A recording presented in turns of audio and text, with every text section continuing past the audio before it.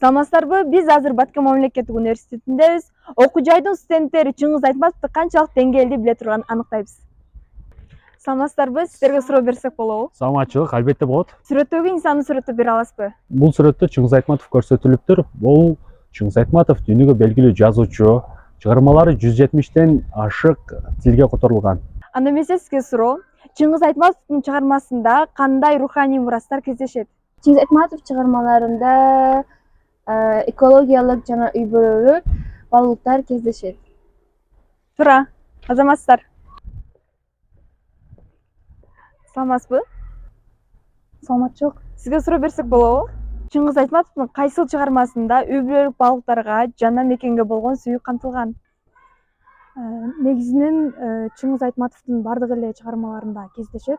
Алардын ичинен мага жаккан учурлар булар Эрте келген турналар чыгармасындагы энеси менен Султанмураттын ортосундагы мамиле жана патриоттуулук сезимди күчөткөн бул Саманчынын жолу чыгармасындагы Майсалбектин жазган каты. Анткени Оолум, кайдасың? Эртең жолго чыгам деген элең. Чындап эле, ошол жака кетесиңби?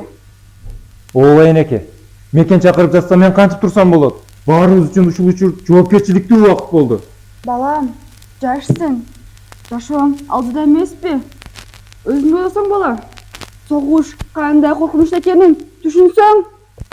Энеке, мен жашоону сүйөм. Бирок мекенди андан да катуу сүйөм. Атама берген сөзүм бар. Аны аткарышым керек. Согуш, сен берген оор жүксүң. Баламды алып кеткенге жетишпей, канчалаган энелердин көз жашын төгөсүң. Апаке, ак сүтүңдөн айланайын апакем. Мен сени кандай адам экенинди билбесем, бул катты жазбайт болчумун. Сенин акылмандыгыңа, кайратыңа, сени күчүңө ишенип бул катты жазып отурам. Ошентсе да эмне деп түшүндүрүп, эмне деп айтууга сөз таба албай, алакандай акпаратты карап отурган кезим. Бирок да, ишенсең да, жүрөгүңдү түпкүрүңдө мага айта албаган суроолоруң калат. Балам, кантип өз өмүрүңдү өзүң кыйдың? Адамга бир гана жол берүүчү бул жарык дүйнө менен кантип коштошуп кете бердиң?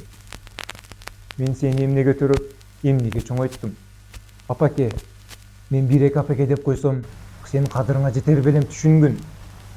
Бул жөн гана өлүп берүү эмес. Бул жөн гана жан кечүүлүк эмес. Бул өмүр сүрүүнүн эң бир эбегейсиз түрү.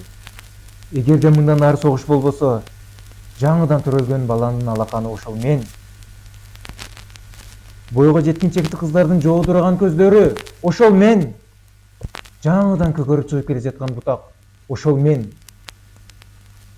Мугалимдин биринчи үйрөткөн ат тамгасы ошол мен. Ошонун баары мен. Ошонун баары мен деп билгин апа. Ыйлаба. Эч ким ыйлабасын. Мындай өлүм үчүн эч ким ыйлабасын. Кош, түбөлүккө кайыр, кош. Кош караныңдан айланайын ала тоо.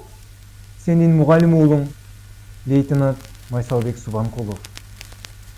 Чоң рахмат.